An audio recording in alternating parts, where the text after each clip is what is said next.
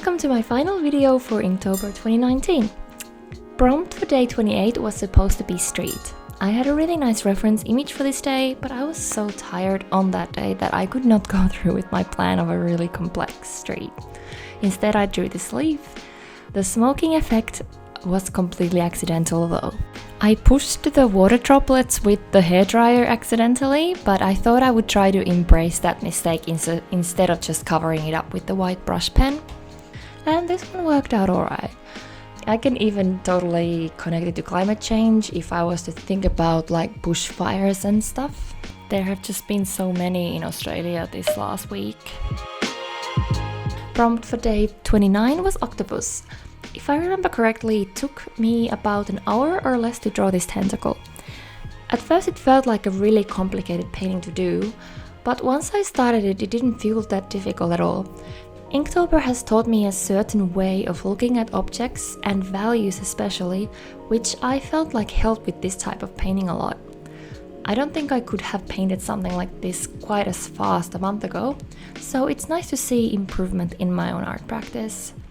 Let me know in the comments what did you improve with most this month. The prompt for day 30 was money. I wanted to do something playful instead of just doing a bill or something, so here is a little piggy bank for you.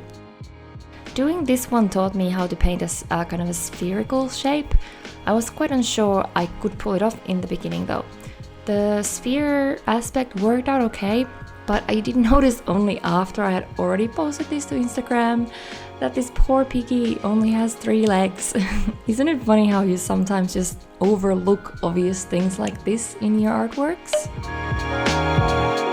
Prompt for the final day 31 was tourist, and I had a very clear image of what I wanted with this one from the beginning, a couple of weeks ago already actually. So it's a self-portrait of me as a tourist.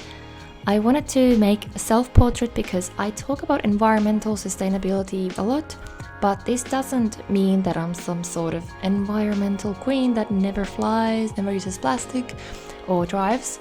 But what I aim to do with my art is to bring awareness to these things and inspire people to reduce, not completely give up on things. This was also the first ever self-portrait I've created with a traditional medium. I have only done a couple digitally before, but it does look a lot like what I had in mind, so I'm actually very happy with this one.